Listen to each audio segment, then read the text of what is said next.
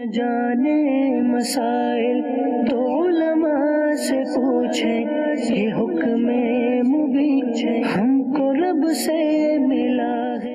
الحمدللہ رب العالمین والصلاة والسلام علی سید المرسلین، اما بعد فاعوذ باللہ من الشیطان الرجیم، بسم اللہ الرحمن الرحیم۔ الصلاة والسلام علیک یا رسول اللہ، الصلاة والسلام علیک یا حبیب اللہ، الصلاة والسلام علیک یا نبی اللہ وعلی آلک واصحابک یا نور اللہ۔ مدنی چینل کے ناظرین، الحمدللہ پروگرام ہے دارالافتاء اہل سنت، مفتی کفیل صاحب ہمارے ساتھ ہیں، درود پاک کی فضیلت شامل کریں گے اور پھر انشاءاللہ پہلے سوال کے ساتھ مفتی صاحب کی بارگاہ میں حاضری دیں گے۔ نبی رحمت شفیع امت صلی اللہ تعالی علیہ وسلم کا فرمان ذی شان ہے، جو مجھ پر ایک مرتبہ درود پاک پڑھتا ہے اللہ تعالی اسے قرات عطا فرماتا ہے، اور قرات احد پہاڑ کے برابر ہے۔ صلو علی الحبیب صلی اللہ تعالی علی محمد صلی اللہ تعالی علیہ وسلم۔ ایک سوال شامل سلسلہ کر رہے ہیں، ہمارے پاس موجود ہے۔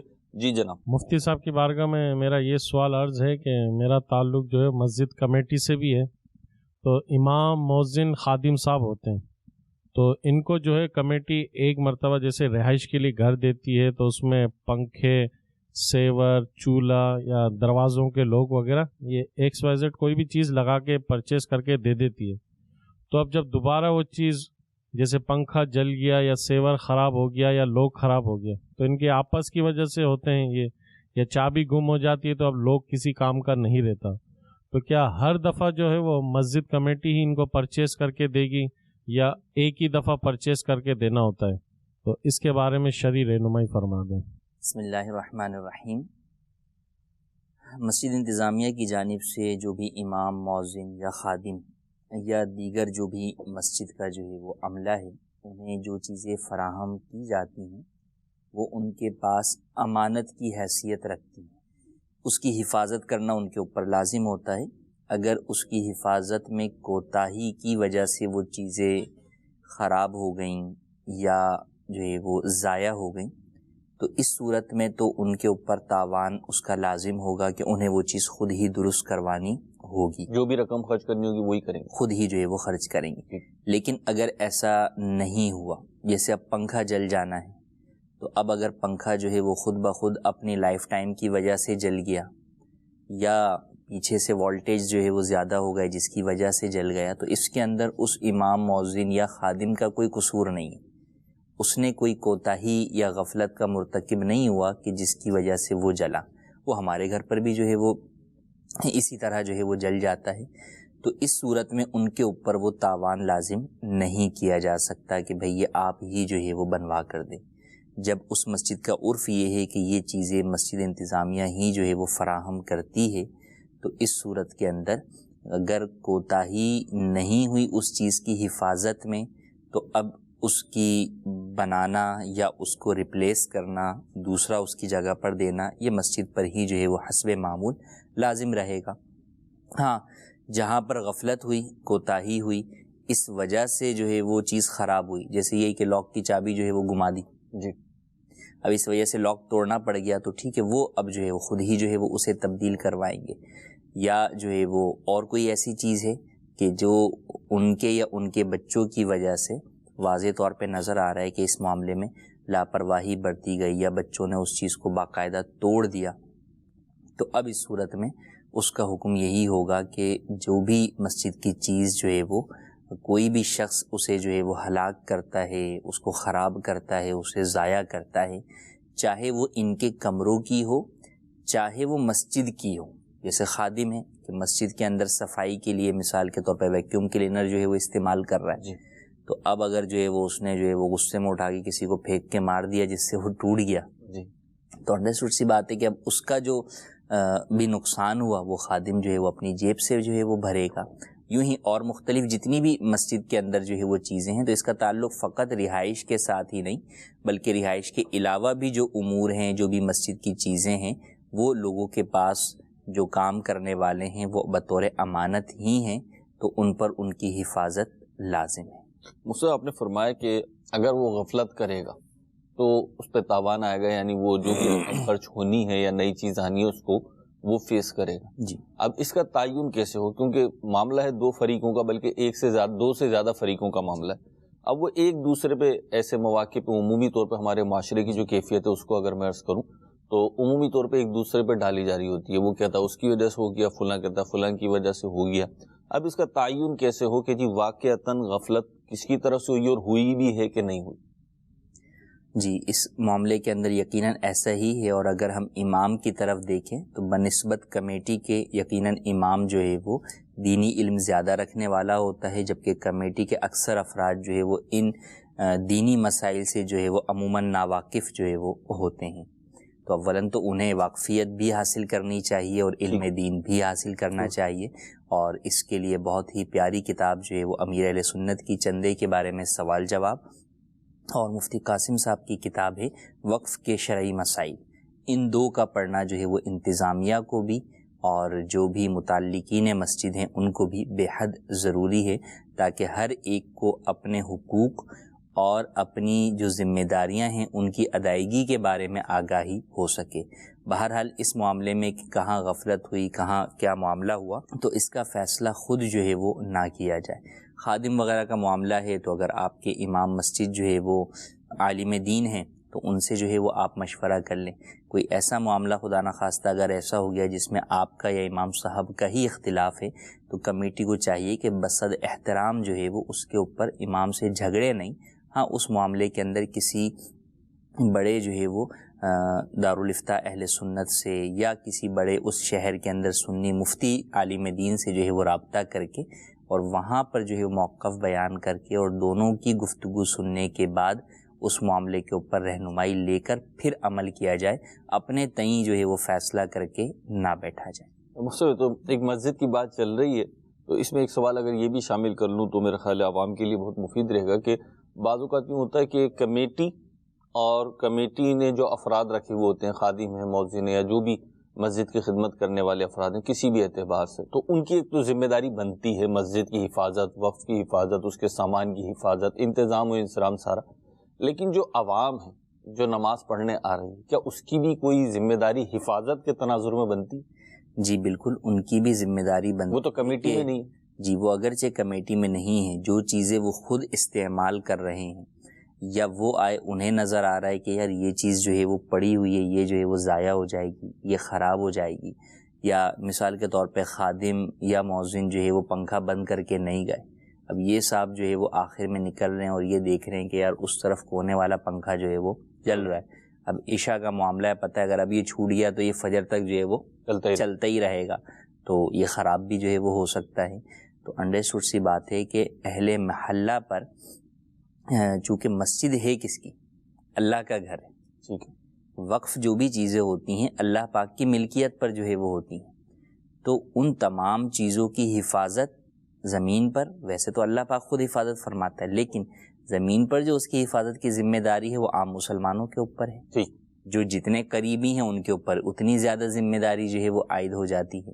تو لہٰذا تمام ہی جو ہے وہ نمازیوں پر، اور قطع نظر اگر کوئی نمازی نہیں ہے، غیر نمازی ہے، بے نمازی ہے مثال کے طور پہ، لیکن وہ محلے میں رہتا ہے، وہ دیکھ رہا ہے یہ چیز مسجد کی ضائع ہو رہی ہے، یہ چیز مسجد کا نقصان ہو رہا ہے، تو اس کے اوپر بھی یہ ضروری ہے کہ وہ اس کی حفاظت کرے. کہ مثال کے طور پہ جناب لاک کرنا جو ہے وہ امام صاحب یا مؤذن صاحب یا خادم کوئی صاحب بھی جو ہے وہ بھول گئے، اب یہ رات گزر رہا ہے، اس نے دیکھا مسجد کا دروازہ کھلا ہوا ہے، کوئی بھی چور جو ہے وہ اندر جا کر جو ہے وہ چوری کر سکتا ہے، تو اب بطور مسلمان اس پر بھی یہ ذمہ داری عائد ہوتی ہے کہ یہ اس چیز کی حفاظت کا انتظام کرے. متعلقہ افراد کو کہہ دے، بول دے کہ بھائی یہ چیز جو ہے وہ کھلی رہ گئی ہے، اسے بند کر لیں.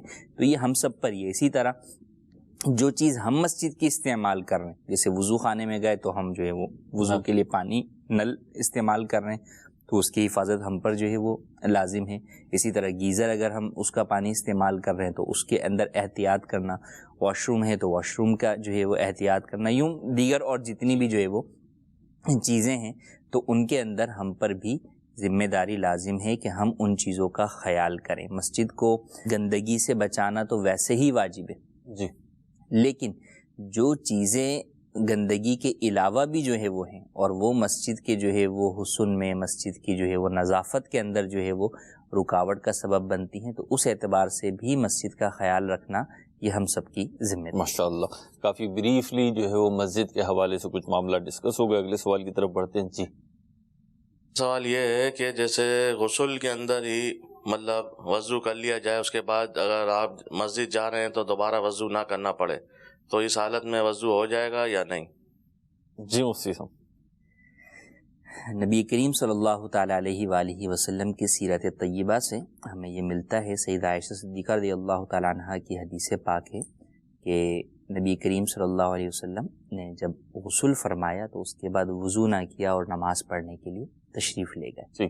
تو اس سے بھی یہ پتہ چلتا ہے کہ غسل کے بعد وضو کرنا ضروری نہیں. یہاں تو انہوں نے یہ سوال میں ذکر کیا کہ وضو کر لیا غسل میں، جی تو غسل کا سنت طریقہ تو یہی ہے کہ اس میں ابتداءً جو ہے وضو ہوتا ہے. جی لیکن اگر کسی نے یہ نہ بھی کیا، یعنی وضو کیا ہی نہیں اور صرف غسل ہی کیا، تو بھی دوبارہ وضو کی حاجت نہیں ہے، کیونکہ غسل کے اندر اعضائے وضو خود بخود ہی دھل گئے. کیونکہ غسل میں تو سارے جسم پر پانی بہانا ہے، جبکہ وضو کے اندر جو ہے وہ 3 اعضاء پر پانی بہانا ہے اور ایک کے اوپر جو ہے وہ مسح جو ہے وہ کرنا ہے. تو غسل میں چونکہ یہ اعضاء بھی دھل گئے تو لہٰذا مزید وضو کی حاجت نہیں ہے. ہاں یہاں پر ایک پبلک کے اعتبار سے ایک وسوسہ پایا جاتا ہے کہ چونکہ اس وقت انسان برہنہ ہوتا ہے، بے لباس ہوتا ہے، تو وضو کیسے ہوگا، یا اپنے آپ کو دیکھ رہا ہے. تو وضو کے وقت جو ہے وہ مستحب تو یہ ہے کہ ستر جو ہے وہ چھپا ہوا ہو، لیکن اگر نظر آ رہا ہے تو اس سے وضو ٹوٹتا نہیں ہے. تو اپنا ستر دیکھنے سے یا کسی کا بھی خدا نخواستہ دیکھ لیا تو اس سے وضو نہیں ٹوٹتا. تو لہٰذا اگرچہ برہنہ ہیں اور اس وقت پانی بہہ گیا اور اعضائے وضو کے اوپر کمپلیٹ جو ہے وہ پانی بہہ گیا، تو آپ کا وضو بھی ہو گیا غسل کے ساتھ، تو آپ ڈائریکٹ نماز پڑھ سکتے ہیں. یہاں پہ 2 باتوں کی بات فرما دیں. ایک تو یہ کہ عوام میں کانسیپٹ پایا جاتا ہے جی نیت تو ہم نے کی تھی غسل کی، اب جو آپ فرما رہے ہیں کہ بھلے سنت طریقے سے نہ بھی کیا ہو، جو اعضائے وضو شروع میں دھونے کی ایک ترتیب ہے وہ نہ کی بھی ہو، صرف سارے جسم پہ پانی بہایا، تو وہ بہایا پانی غسل کی نیت سے، وضو کی نیت سے تو بہایا. جی. دوسری بات یہ کہ وضو میں ہے سر کا مسح کرنا فرض. اب یہاں تو سر کا مسح کیا نہیں ہے تو بال سب دھل گئے، تو ان دونوں کا کیا ہوگا؟ پہلی بات تو یہ بعض چیزیں وہ ہیں جس میں نیت نہ ہو تو وہ چیز ہی نہیں ہوتی. ٹھیک ہے. جیسے نماز، کہ نماز میں نیت شرط ہے، نیت نہیں ہوگی تو نماز ہی نہیں ہوگی. ٹھیک. بعض وہ ہیں جن میں وہ کام تو ہو جاتا ہے، ثواب نہیں ملتا. ٹھیک. انما الاعمال بالنیات، تو اس کی جو شرح علماء نے بیان فرمائی، تو یوں آگے 2 تقسیم اس کی جو ہے وہ نکلتی ہیں.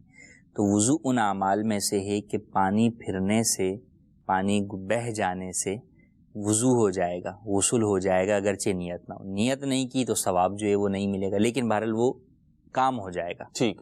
تو یوں بغیر نیت کے بھی وضو ہو گیا. اور جہاں تک جو ہے وہ مسح کا تعلق ہے، تو چونکہ مسح جو ہے وہ اس کے اندر تو فقط تری پہنچانا ہے، جب تری سے زیادہ اس کا پانی ہی پہنچ گیا تو بدرجہ اولا جو ہے وہ کام مکمل ہو گیا، تو یوں ہو جائے گا. اور عام اس کے اندر بھی سنت مسح کرنا ہے، لیکن اگر کسی نے مثال کے طور پر پانی سر دھو لیا تو بھی اس صورت کے اندر اس کا مسح والی چیز پائی جائے گی اور وہ فرض مکمل قرار دیا جائے. ٹھیک ہے، یعنی دھونا جو ہے وہ تو اوپر لیول اس کا سے ہے نا؟ اوپر کا ہے. ٹھیک ہے. اگلا سوال دیجیے. محمد فیضان اتاری.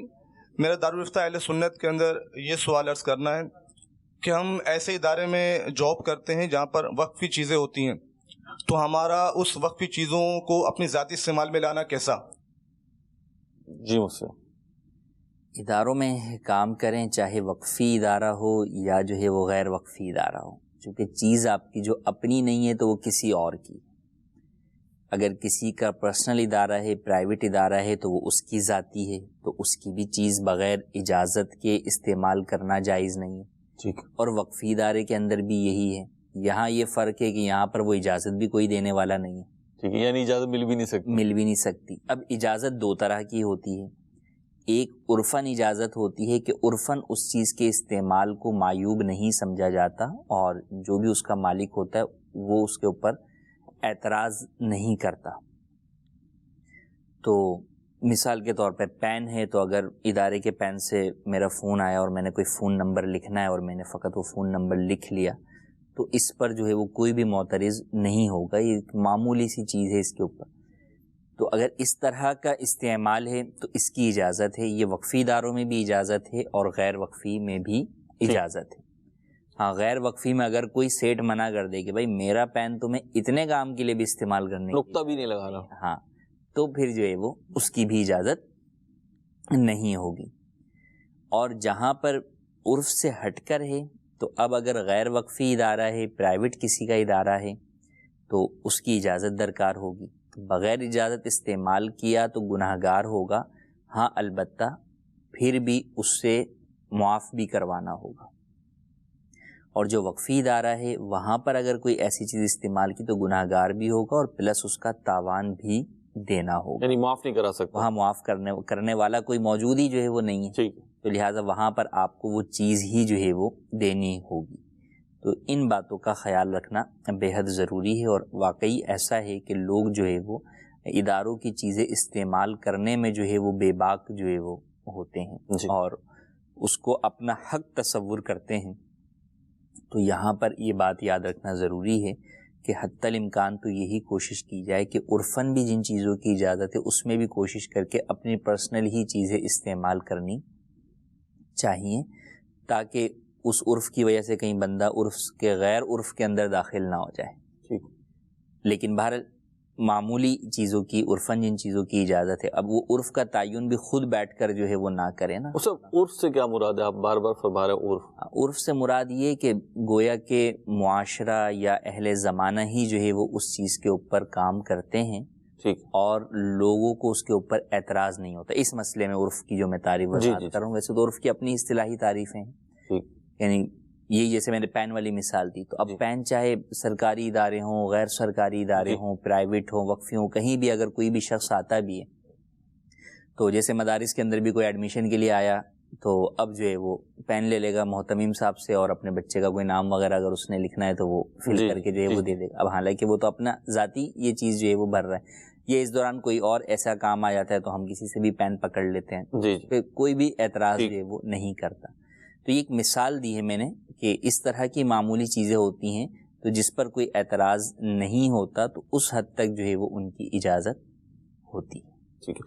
دوستو اس میں بعض اوقات تو یوں بھی ہے کہ شکایات بھی ملی کہ کہیں شکایت سے مراد لوگ ڈسکس کرتے ہیں کہ بعض اوقات یوں ہوتا ہے کسی ادارے میں کوئی شخص تھا، کسی جاب پر تھا، کسی ذمہ داری پر تھا، اب کسی بھی وجہ سے اب وہ وہاں سے رخصت ہو رہا ہے اور وہ سمجھتا ہے جی میرے ساتھ زیادتی ہوئی ہے، ظلم ہوا ہے، تو اب وہ اپنے طور پہ بیچارہ ناسمجھ جو ہے وہ کوشش کرتا ہے کہ میں کسی طریقے سے اپنا جو میرا نقصان کر رہا ہے ادارہ، میں ادارے کو بھی سبق سکھاؤں، تو وہ کچھ چیزیں توڑ پھوڑ کر یوں کر کے خراب کر کے دے کر جاتا ہے۔ یہ سننے میں آیا ہے، تو اس کے بارے میں کیا حکم ہوگا؟ آپ کے سننے میں آیا، میرے دیکھنے میں بھی جو ہے یا وہ اللہ، آیا ہے کہ لوگ اس طرح، اور چیزوں سے زیادہ میں یہ سمجھتا ہوں کہ چیزیں تو پھر آپ لے آتے ہیں، لیکن بعض لوگ ایسے بھی ہوتے ہیں جو ریکارڈ ڈیلیٹ کر کے چلے جاتے ہیں، یا اللہ، تو یہ زیادہ، یعنی کہ ادارے کی سالوں کی محنت ہے نا، چیز تو چیز ہے، باہر سے آپ خرید لیں گے، کیمرہ اگر کوئی توڑ کے خدا نہ خواستہ چلا جاتا ہے تو آپ دوسرا کیمرہ، یعنی لیپ ٹاپ توڑ دیا تو یہ تو دوسرا لے لیں گے، لیکن ڈیٹا ہی ڈیلیٹ ہو گیا، سارا ڈیلیٹ ہو گیا تو آپ کے سالوں کا جو ہے وہ اس ڈپارٹمنٹ کے جو کام ہے وہ کتنا جو ہے وہ اس کا، اور ہو سکتا ہے وہ لاکھوں کروڑوں روپے مالیت جو ہے وہ اس کے اوپر لگی ہو، تو لوگ ایسا جو ہے واقعی جو ہے وہ کرتے ہیں۔ اور گزشتہ دنوں ہی میری ایک میٹنگ ہو رہی تھی، اس کے اندر کچھ پروفیشنلز تھے، ان سے بات ہوئی تو انہوں نے کہا کہ ایسا لوگ واقعی جو ہے وہ کر کے جو ہے وہ جاتے ہیں کہ آنے والا جو ہوتا ہے نا، یعنی سیٹ پر جب کوئی نیا اس جگہ پر آتا ہے تو اسے پتہ چلتا ہے کہ یار یہ اب میں کیا کروں، کہاں سے آغاز کروں، تو یقیناً یہ جو ہے وہ سراسر زیادتی ہے۔ ادارے نے اگر ان کے ساتھ زیادتی کی ہے تو وہ تو انڈرسٹوڈ سی بات ہے کہ وہ یہ تھوڑی ہے کہ وہ معاف ہے، اس کی پکڑ ہے، اللہ اگر دنیا میں پکڑ نہیں بھی ہو سکی تو آخرت میں تو پکڑ ہے نا، ٹھیک ہے، لیکن اس کا ادارے نے جو بھی زیادتی کی، ادارے کے کسی فرد نے کی ہو، ٹھیک، لیکن آپ جو اس کے ساتھ زیادتی کر رہے ہیں وہ پورے ادارے کے ساتھ زیادتی کر رہے ہیں، تو فرد کی جانے والی غلطی کی سزا آپ معاشرے کے تمام افراد کو دیں، یہ کہاں کی جو ہے وہ کہاں کا انصاف ہوا۔ دوسری بات یہ کہ کیا جس نے جتنی زیادتی کی آپ بھی اتنی ہی اس کا جواب دے رہے ہیں، اس چیز کا تعین نہیں ہو سکتا، تو لہٰذا ایسا تو کبھی بھی جو ہے وہ نہیں کرنا چاہیے۔ کہیں بھی ایسا معاملہ ہو کہ آپ کے ساتھ ظلم ہوا، زیادتی ہوئی، تو سب سے پہلی بات تو یہی ہے کہ ہم صبر کو اختیار کریں اور عفو و درگزر سے کام لے کر اس معاملے کو جو ہے وہ اس کے اوپر ہی جو ہے وہ چھوڑ دیں کہ آج نہیں تو کل قیامت کے اندر بہرحال جس شخص نے زیادتی کی ہے وہ اپنی زیادتی کا جواب دہ ہوگا. اور اگر آپ کو سے صبر نہیں ہو رہا تو جو بھی متعلقہ اس کے حکام ہیں یا افراد ہیں ان تک اس کی شکایت آپ پہنچا سکتے ہیں, تو وہ شکایت جو ہے وہ پہنچائیں. قانونی کارروائی کر سکتے ہیں تو آپ وہ قانونی کارروائی جو ہے وہ کریں. ٹھیک.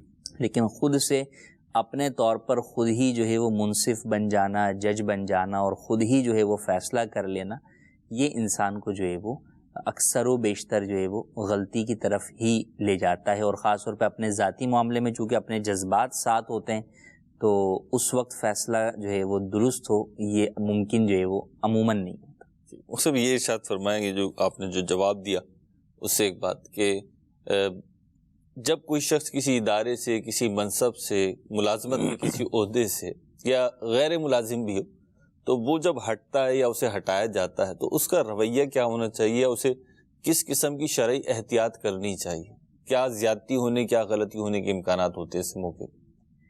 دیکھیں کسی بھی ادارے کے اندر آپ جاب کرتے ہیں تو میں یہ سمجھتا ہوں کہ آپ کا ان کے ساتھ ایک کوئی کانٹریکٹ یا ایگریمنٹ جو بھی ہے وہ ایک لمیٹڈ ہوتا ہے, ان لمیٹڈ جو ہے وہ نہیں ہوتا. عمومی طور پہ اگر ہم سرکاری اداروں کی جانب کریں تو ان کی ریٹائرمنٹ کی جو مدت ہوتی ہے وہی ان کا گویا کہ کانٹریکٹ ہوتا ہے جی. لیکن پرائیویٹ اداروں میں ایسا نہیں ہوتا. بعض جگہوں کے اوپر تو باقاعدہ طے ہوتا ہے کہ بھائی جو ہے وہ مثال کے طور پہ 4 سال کے لیے یا 5 سال کے لیے آپ سے, اچھا کانٹریکٹ کا ورڈ بھی عموماً گورنمنٹ میں بھی یوز ہوتا ہے کہ جو پراپر ان کے سرکاری ملازم نہیں ہوتے کہتے ہیں ان کو کانٹریکٹ کے اوپر جو ہے وہ رکھا ہوا ہے. اٹ مینز یہ ٹیمپریری جو ہے وہ امپلائے ہیں ہمارے. تو اب جو بھی آپ کے ساتھ کانٹریکٹ کسی نے کیا ہے تو وہ اس کانٹریکٹ کا ہی پابند ہے. اچھا نہ صرف وہ پابند ہے, آپ بھی پابند ہیں. ہمارے ہاں عمومی طور پر ون سائڈ تو دیکھا جاتا ہے کہ بھئی ادارہ پابند ہے, ادارہ مجھے کیوں نکال رہے, لیکن ہمارا جب دل چاہتا ہے ہم جو ہے وہ چھوڑ کر جو ہے وہ چلے. حالانکہ جب آپ عقد کی بات کرتے ہیں, عقد اجارہ کی بات کرتے ہیں تو اس میں فریقین جو ہے وہ پابند ہوتے ہیں. اس معاہدے میں تو دونوں جو ہے وہ ہیں. ہاں باہمی رضامندی سے ٹھیک ہے, اس کو کبھی بھی جو ہے وہ ختم جو ہے وہ کر سکتے ہیں. ٹھیک. باہمی رضامندی نہیں پائی جائے گی تو اب ختم کرنے کی صورت 2 ہوں, یا تو کانٹریکٹ کا آپ کا ڈیوریشن کمپلیٹ ہو گیا, ٹھیک ہے, یا کوئی شرعی ایسا عذر پایا گیا جس کی بنیاد پر آپ اس ایگریمنٹ کو یک طرفہ بھی کینسل کر سکتے ہیں. ٹھیک. یہ شرعی عذر دونوں طرف سے پایا جا سکتا ہے, ملازم کی بھی جانب سے بھی اور سیٹ کی جانب سے بھی. ٹھیک. اس کی فقہا نے جو ہے وہ کئی تفصیلات جو ہے وہ ذکر کی ہیں کہ جیسے مثال کے طور پہ کسی شخص کا جو ہے وہ گھر ہی جو ہے وہ مکمل شفٹ ہو گیا کسی اور جگہ پر, اب وہ یہاں پر ملازمت کر ہی نہیں سکتا. ٹھیک. تو اب اس کو یہ کہنا ہے کہ نہیں تم یہیں پر ہی کرو, انڈرسٹوڈ سی بات ہے, اس کے لیے ممکن نہیں. صحیح. تو اچھا اسی طریقے سے ادارے کی جانب بھی ہو سکتا ہے کہ کوئی پوسٹ تھی اب وہ ڈپارٹمنٹ ہی بند ہو گیا. صحیح. تو اب جب ڈپارٹمنٹ ہی بند ہو گیا تو اب انڈرسٹوڈ سی بات ہے کہ اگر ایڈجسٹمنٹ ممکن ہوگی تو یقیناً کرنی چاہیے, لیکن جس ڈپارٹمنٹ کے جس بھی پوسٹ پر وہ شخص تھا جب وہ پوسٹ نہ رہی تو اب اس سے بھی جو ہے وہ کینسل کر لیا جائے کہ کام ہی ختم ہو گیا. یہ چند مثالیں دی ہیں, مزید اس کی ڈیٹیل جو ہے وہ کتب کے اندر جو ہے وہ موجود ہیں.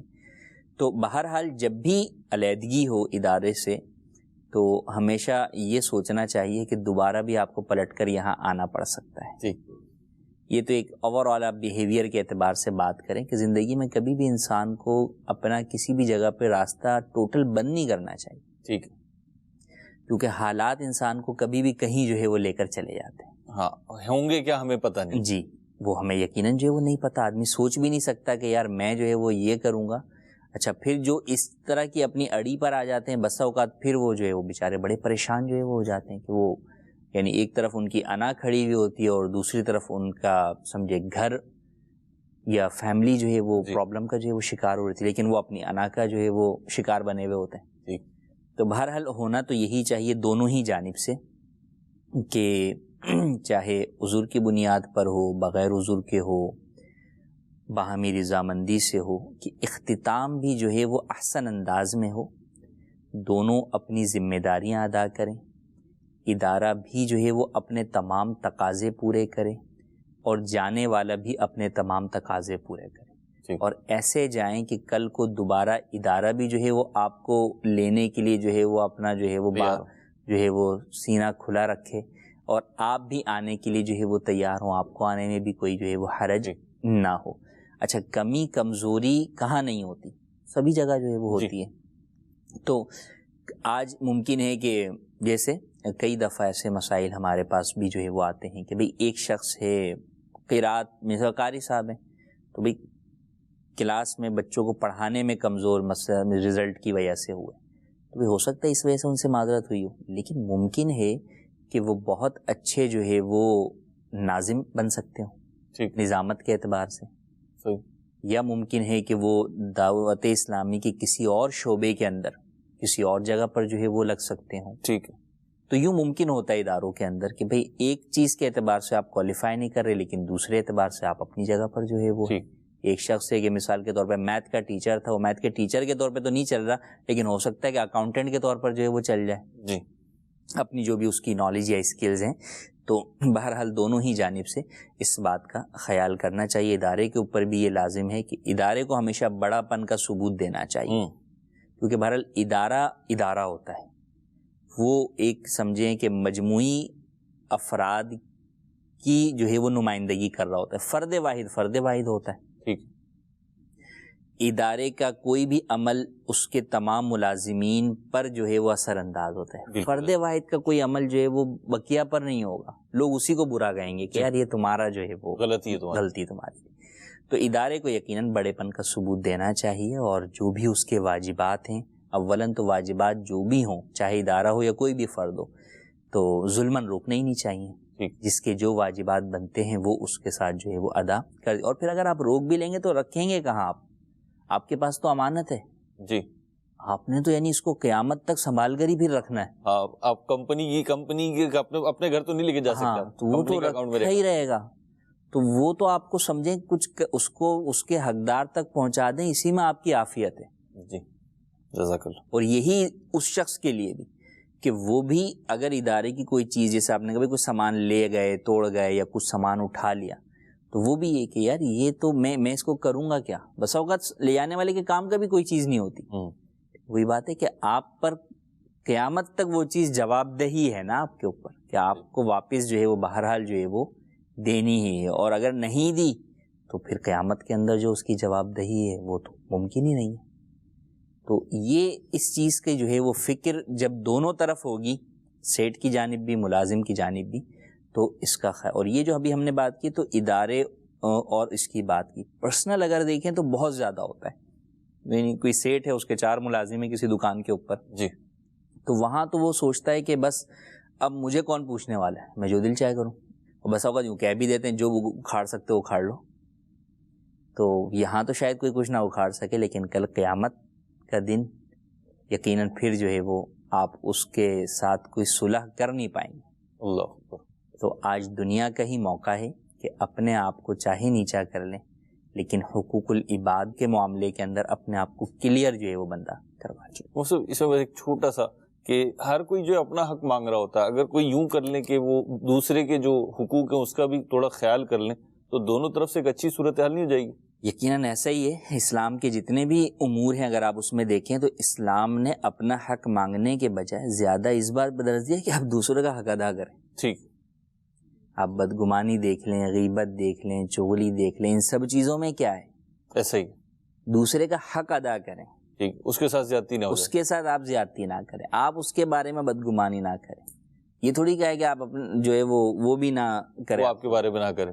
ہاں، آپ کو یہ کہا گیا کہ آپ ایسا رویہ اختیار نہ کریں جس کی وجہ سے دوسرا گناہ میں مبتلا ہو، آپ محل تہمت پر کھڑے نہ ہوں کہ لوگ آپ کے بارے میں بدگمان ہوں۔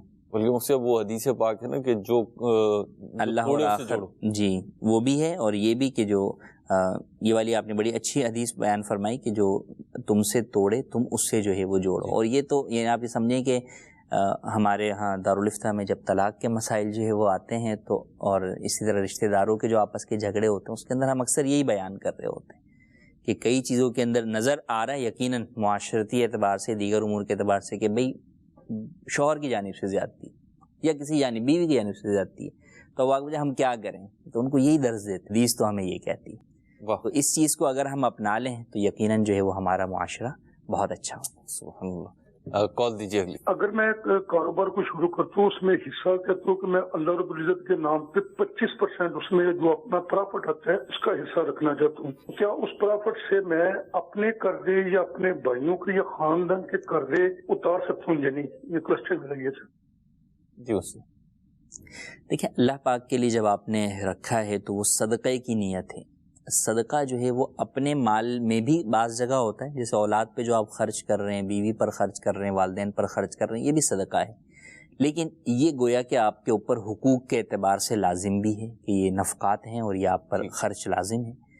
تو اپنے ذاتی خرچ میں استعمال کرنے کے بجائے یہ جو بھی نیت کریں اس سے دوسروں کے ادا کریں. ہاں، دوسروں کا قرض ادا کر دیں، بہنوں کا، بھائیوں کا، ان کے قرضے ادا کریں تو یہ زیادہ جو ہے وہ ثواب اور صدقے کے جو عرفی معنی ہے اس کے زیادہ جو ہے وہ قریب ہے. اپنے ہی وہ پیسہ نکال کے انسان اپنے ہی اس میں استعمال کرے گا، یار میں جو ہے وہ اپنے بچوں کو کھلاتا ہوں اسی پیسوں سے کھلا دیتا ہوں، وہ تو اب یہ نیت نہ کرتے تو بھی آپ اپنے پیسوں سے ڈائریکٹ ہی جو ہے وہ کھلا رہے تھے، تو پھر 25 میں سے الگ کرنے کا کیا معنی ہوا؟ تو لہٰذا اس میں یہی ہے کہ آپ دوسرے مسلمانوں کے جو غریب نادار لوگ ہیں ان کے قرضے ادا کر دیں، ان کی اور کسی طریقے سے مدد کر دیں. ٹھیک ہے. وہ سب انہوں نے جیسے کہا کہ کاروبار میں سے 25% الگ کر کے رکھ لوں نیت کے ساتھ کہ یہ اللہ کے لیے راہ میں جو خرچ کروں گا، تو کیا ان کے اوپر لازم ہوگا اگر ضرورت ایسی پڑ جاتی ہے، ایسے مطلب حالات بدل جاتے ہیں یا نیت بدل جاتی ہے اور انہیں ایسا لگتا ہے، تنگی آ جاتی ہے کہ اب اس کی گنجائش نہیں بچتی، تو کیا یہ رقم یہ اپنے پرسنل استعمال میں لائیں گے تو ناجائز ہوگا؟ نہیں، ناجائز نہیں ہوگا. ہاں، البتہ حتی الامکان یہی کوشش ہو کہ جو پیسے جس نیت کے ساتھ الگ کر دی ہیں اس میں اپنی نیت تبدیل نہ کی جائے، کیونکہ اللہ پاک سے گویا کہ وعدہ بندے نے کیا ہے تو وعدے سے پھرنا جو ہے وہ اچھی بات نہیں ہے. تو انشاءاللہ اس کو ادا کرتے رہیں اور رکھنے کے بجائے اس کو خرچ کریں، کیونکہ حقیقی معنوں میں صدقہ اسی وقت ہوگا جب وہ خرچ ہو جائے گا آپ کے پاس سے. آپ نے رکھ کے الگ ڈبے میں رکھا ہوا ہے تو ابھی تک تو وہ آپ کی ملکیت پر ہے، اچھی نیت کی وجہ سے ثواب مل رہا ہے، اس سے انکار نہیں. لیکن جو حقیقی اعتبار سے صدقہ ہو گیا وہ جب مستحق کے ہاتھ میں پہنچ گیا، یا مسجد میں دے دیا، مدرسے میں دے دیا، دعوت اسلامی کو دے دیا، تو جب یہ آپ کے پاس سے نکلے گا تو پھر جو ہے وہ صدقہ. اچھا، نکلے گا بھی دو طرح سے، کہ ایک ہے کہ نکل کے آگے پہنچ گیا اور ایک ہے کہ راستے میں ہی ہے کہ بھئی میں نے آپ کو دیا کہ آپ جو ہے نا وہ فیضان مدینہ پہنچا دیجئے گا، آپ 4 دن تک لے کر جو ہے وہ گھوم رہے ہیں، تو ابھی تک صدقہ میرا نہیں ہوا. وہ کامل جب ہی ہوگا جب جو ہے وہ پہنچ جائے گا. تو اس لیے کوشش یہ کرنی چاہیے کہ جن لوگوں کا زیادہ اماؤنٹ ہو جاتا ہے، اسی طرح صدقات باکس وغیرہ بھی جو ہمارے ہاں دکانوں پہ بھی رکھے ہوتے ہیں، گھروں میں بھی ہوتے ہیں، تو اس میں بھی یہ کوشش کریں کہ حتی الامکان جتنا جلد از جلد اس صدقے کو اس کے مقام تک پہنچا سکتے ہیں اتنا جلد از جلد پہنچا دیں. مطلب گھروں میں اگر کوئی اس کا وہ ڈیوریشن بنا لے، جیسے مہینے کی کوئی تاریخ بنا لے، اصل وہ رکھنے کا مقصد بھی یہ کہ روز آنا جانا بعضوں کا دشوار ہوتا ہے، تو گھر میں رکھا ہوا ہے تو وہ ایک اماؤنٹ جو ہے وہ چھوٹا ڈال دیا کوئی اماؤنٹ، اور فیملی ممبرس کو بھی عادت پڑتی ہے صدقہ دینے کی. ٹھیک ہے، اس میں کوئی حرج نہیں ہے. بھئی یہ کہ جیسے وہی کہ کسی کے ہاں کم ہوتا ہے، کسی کا کبھی زیادہ ہو گیا، جی تو اب جیسے زیادہ ہو گیا تو اب میں کہوں اسی تاریخ پر کھولنا ہے، زیادہ ہو گیا تو اچھی بات ہے، میں جلد از جلد جو ہے وہ اس کو ادا کر. ٹھیک، اگلی کال دیجیے. میں نے اپنے بھائی کے ساتھ مل کر ایک پلاٹ خریدا تھا جس کی ملکیت 24 لاکھ تھی. اب اس کو 1 سال کا نومبر میں 1 سال پورا ہوا ہے، تو میں نے اس پہ زکوٰۃ نہیں نکالی. یہ انویسٹمنٹ کے لیے ہی لیا تھا، میں بھول گیا تھا ٹائم پہ زکوٰۃ نکالنا. تو اب میرے پاس اتنا کیش نہیں ہے کہ میں وہ زکوٰۃ اپنا حصہ یا بھائی کا نکال سکوں. تو برائے مہربانی مجھے اس کے لیے رہنمائی فرمائیے کہ کیا میں امی کے پیسے میرے پاس پڑے ہوئے، ان کا جو حصہ ملا تھا ان کے پیسے کچھ پڑے ہوئے میرے پاس پروفٹ کے، ان میں سے زکوٰۃ دے سکتا ہوں ادھار کے طور پہ؟ جزاک اللہ. جب سال پورا ہو گیا اور آپ نے بیچنے کی نیت سے خریدا تھا تو وہ مال تجارت ہے، سال پورا ہونے کے اوپر زکوٰۃ لازم ہو گئی. زکوٰۃ جب سال پورا ہو جائے تو فوراً دینا ضروری ہوتی ہے، اس میں بلا عذر شرعی تاخیر کریں گے تو گناہ گار ہوں گے. تو جو تاخیر کی اس کے لیے جو ہے وہ اللہ کی بارگاہ میں سچی توبہ کریں اور فوری طور پہ اب زکوٰۃ ادا کر دیں. اگر کیش نہیں ہے تو اگر کوئی اور چیز موجود ہے جس کو زکوٰۃ میں دے سکتے ہیں تو وہ چیز بھی ڈائریکٹ زکوٰۃ میں دی جا سکتی ہے اور اس کو بیچ کر بھی زکوٰۃ دی جا سکتی ہے. یوں ہی کسی سے ادھار پیسے لے کر اس سے بھی زکوٰۃ ادا کی جا سکتی ہے. تو جیسے آپ نے کہا کہ والدہ کے پیسے موجود ہیں تو والدہ سے بطور ادھار لے کر آپ زکوٰۃ ادا کر سکتے ہیں. سر انہوں نے کہا 24 لاکھ کا لیا تھا 1 سال پہلے، تو اب جب زکوٰۃ نکالنے کا وقت آئے گا تو اس میں قیمت کا تعین کون سا ہوگا؟ جب سال پورا ہوا اس وقت اس کی ویلیو کیا تھی. اگر وہ 30 لاکھ ہو گئی تو 30 لاکھ کے اعتبار سے دیں گے. اگر خدا نہ خواستہ کسی کی کم ہو گئی 24 سے 20 ہو گئی تو اب وہ 20 کے اعتبار سے اس کی زکوٰۃ جو ہے وہ نکالے. کرنٹ ویلیو پہ دیں گے. جی ٹھیک ہے. اگلی کال دیجیے. مفتی صاحب سے میرا سوال یہ ہے، افضل صدقہ کون سا ہے اور کس کو دینا افضل زیادہ ثواب ملتا ہے؟ کچھ لوگ دالیں چاول وغیرہ قبرستان کے اوپر کیڑے مکوڑوں کے لیے ڈال آتے ہیں، ایسا کرنا یا گوشت کا صدقہ یا بکرے کا صدقہ یا پیسوں کی صورت میں صدقہ دینا چاہیے، افضل کون سا ہے؟ رہنمائی فرما دیجیے. جی مفتی. صدقہ کی مختلف جو ہے وہ صورتیں ہیں. جہاں پر جس چیز کی زیادہ ضرورت ہو اس اعتبار سے صدقہ کرنا وہ افضل جو ہے وہ بن سکتا ہے. کسی جگہ پر لوگ پیاسے ہیں، پانی کا بندوبست نہیں ہے، وہاں پر پانی کا صدقہ کرنا سب سے زیادہ افضل ہو جائے گا. کسی جگہ پر جو ہے وہ لوگ غریب و نادار ہیں کہ بھوکے ہیں تو وہاں پر کھانا کھلانے کا صدقہ کرنا جو ہے وہ افضل ہوگا. تو یوں مختلف جو ہے وہ صورتیں ہیں. جانوروں کو بھی کھلانا صدقہ ہے لیکن اس کے مقابلے میں انسانوں کو کھلانا زیادہ جو ہے وہ اجر و ثواب والا جو ہے وہ کام ہے. تو ان باتوں کا خیال رکھتے ہوئے جو ہے وہ موقع محل کی مناسبت سے جو ہے وہ صدقہ کیا جائے. البتہ کھانا کھلانا یہ صدقہ بہرحال فضیلت والا صدقہ ہے اور اس کو جو ہے وہ علماء نے بھی بیان کیا. حضور سید غوث اعظم رضی اللہ تعالی عنہ نے بھی جو ہے وہ اپنے اعمال میں یہ ارشاد فرمایا کہ میں یہ کرتا ہوں اور یہ آپ کا کھانا کھلانے کا صدقہ جو ہے وہ اس کو آپ نے ارشاد فرمایا. تو کھانا کھلانا یقیناً جو ہے وہ بہت اجر و ثواب والا کام ہے.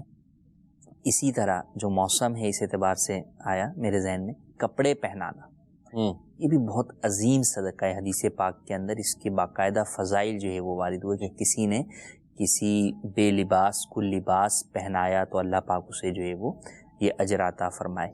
تو یہ موقع ایسا ہے کہ یقیناً کئی ایسے لوگ ہیں کہ جن کے پاس سردی کا لباس جو ہے وہ نہیں ہے یا اوڑھنے پہننے کو جو ہے وہ کمبل نہیں ہے.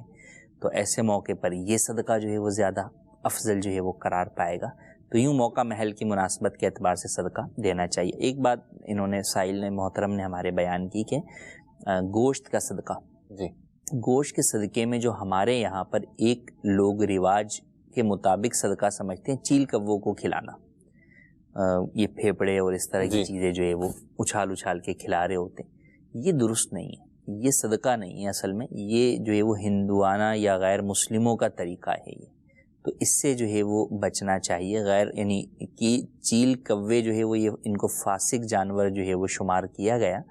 تو ان کی دعوت کرنا، ان کو یوں جو ہے وہ کھلانا، تو یہ صدقے کے اعتبار سے درست جو ہے وہ نہیں ہے. جانور کو کھلانا ایک الگ پہلو ہے، وہ تو صدقہ ہوگا، لیکن ان کی اس طرح دعوت کا سلسلہ کرنا یہ غیر مسلموں کا طریقہ ہے. تو اس سے مسلمان کو بچنا چاہیے. اس کے بجائے وہی گوشت آپ کسی مسلمان کو جو ہے وہ دے دیں، ٹھیک، تاکہ وہ جو ہے وہ اسے کھا لے. مجھ اس پہ بازو کا ایک انہوں نے یہ بھی کہا کہ قبرستان میں دال چاول ڈالتے ہیں. جی، قبرستان میں دال چاول ڈالنا، تو ایسی کسی بھی جگہ پہ دال چاول ڈالنا جس سے لوگوں کے پیروں میں جو ہے وہ آئے، تو اس میں رزق کی بےادبی بھی ہے. تو قبرستان میں دال چاول ڈالنے کے بجائے آپ نے اپنے مرحوم کے ایصال ثواب کے لیے کرنا ہے تو کسی غریب کو دال چاول دے دیں، اس کا جو ہے وہ ایک وقت کا روٹی جو ہے وہ ہو جائے گی. یا اگر کسی جگہ پر واقعی آپ کو دکھ رہا ہے جانور ہیں، جیسے کبوتر کئی جگہوں کے اوپر ہوتے ہیں، مکہ پاک میں مدینہ پاک کے اندر کبوتروں کو دانہ ڈالا جاتا ہے، تو جہاں پر وہ جانور ہوتے ہیں ان کو وہاں پر وہ چیز ڈالی جائے. تو وہ پتہ ہے کہ بھئی ایک جگہ پر ہے، ہمارے ہاں کراچی میں کئی جو ہے وہ جگہ ہیں جہاں پر اس طرح دانہ ڈالا جاتا ہے، تو وہاں پر پھر پتہ ہے جانور بھی سارے جو ہے وہ جمع جو ہے وہ ہوتے ہیں، تو وہ ضائع بھی نہیں ہوگا، پیروں میں بھی نہیں آئے گا اور وہ ان تک پہنچ بھی جائے گا. مفتی یہ بھی ارشاد فرما دے اس سوال کے ساتھ کہ مجھے اس کا تجربہ ہوا کہ بعض لوگوں کا ذہن بنا ہوا ہوتا ہے کہ جی یہ کام کرنا ہے. اب جو ان کا ذہن بنا ہوا انہوں نے وہی کرنا ہے، یعنی سردیوں میں بھی نہ انہوں نے گولا گنڈا ہی بانٹنا ہے. ایک مثال دے رہا ہوں میں آپ کو، یعنی بعض کا ذہن ہوتا ہے جی مسجد کا فرش بنوانا ہے، بعض کا ذہن ہوتا ہے جی لائٹیں لگوانی ہے، بعض کا ذہن ہوتا ہے کھانا کھلانا. ہر کسی کا اپنا مائنڈ سیٹ. اب وہ جو آپ نے ابھی بات کی کہ افضل صدقہ وہ ہے کہ جس کی زیادہ ضرورت ہے، یہ ذہن بنے کیسے، اس کا کیسے بنے؟ دیکھیں بعض چیزیں تو وہی ہیں کہ لوگوں کو ایک دلچسپی جو ہے وہ ہوتی ہے اس کام سے. جی، ایک یہ ہے کہ کسی نے فضیلت سنی اور اس کو وہ فضیلت جو ہے وہ کلک کر گئی کہ یار اب بس مجھے یہ والا جو ہے وہ، یہ تو ٹھیک ہے، فضیلت والی بات تو اچھی ہے کہ بہت سارے فضائل ہیں، لیکن اس میں سے کسی کو یہ لگا کہ نہیں یار مجھے جو ہے نا یہ چیز اللہ پاک سے چاہیے کہ اللہ پاک مجھے جو ہے وہ جنت میں یہ چیز عطا فرما دے اور میں اس کے لیے یہ صدقہ جو ہے وہ کرتا رہتا ہوں، تو یہ تو اچھی بات ہے۔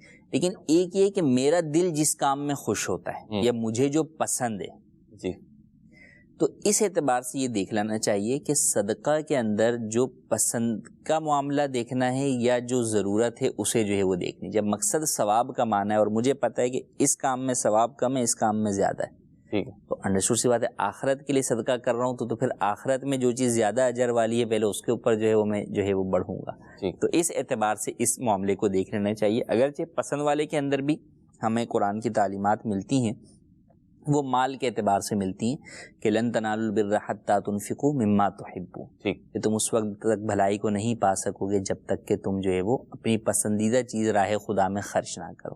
اور اسی سے جو ہے وہ بزرگوں کا ہمیں عمل ملتا ہے کہ بعض بزرگ جو ہے وہ چینی صدقہ کیا کرتے تھے کہ انہیں چینی پسند تھی تو وہ کہتے تھے کہ میں چینی خرید کر پھر وہ صدقہ کرتا ہوں۔ لوگوں نے کہا کہ آپ ڈائریکٹ پیسے بھی صدقہ کر سکتے ہیں، فرمایا کہ مجھے یہ پسند ہے تو اس آیت مبارکہ پر عمل کرنے کی نیت سے یوں کرتا ہوں، تو اس اعتبار سے بھی حرج نہیں ہے۔ البتہ کوشش یہ کرنی چاہیے کہ ایک ہے کہ اکثریت کا عمل اپنا وہ رکھے، یعنی میرا اکثر عمل یہ ہے کہ میں یہ والا رکھوں، لیکن دیگر فضائل بھی حاصل کرنے کے لیے دیگر مختلف صدقات کی اقسام جو ہیں انہیں بھی اختیار کرتا رہوں، تاکہ تمام جگہوں سے جو ہے مجھے فضیلت ملے اور یہ تمام چیزیں ہی کل قیامت میں اللہ کی بارگاہ میں سرخرو کر سکیں۔ آمین۔ الحمدللہ آپ کی دعوت اسلامی بھی بہت مختلف شعبہ جات میں، بہت کثیر شعبہ جات میں دین کی خدمت کر رہی ہے، مسلمانوں کی خیر خواہی کا جذبہ لے کے خدمت کر رہی ہے، تو جب بھی صدقہ خیرات اور ڈونیشن کا معاملہ ہو تو دعوت اسلامی کے جو مختلف شعبہ جات ہیں آپ اس کے ساتھ بھی تعاون کر سکتے ہیں۔ اللہ تعالی ہمیں دین و دنیا کی بھلائیاں عطا فرمائے۔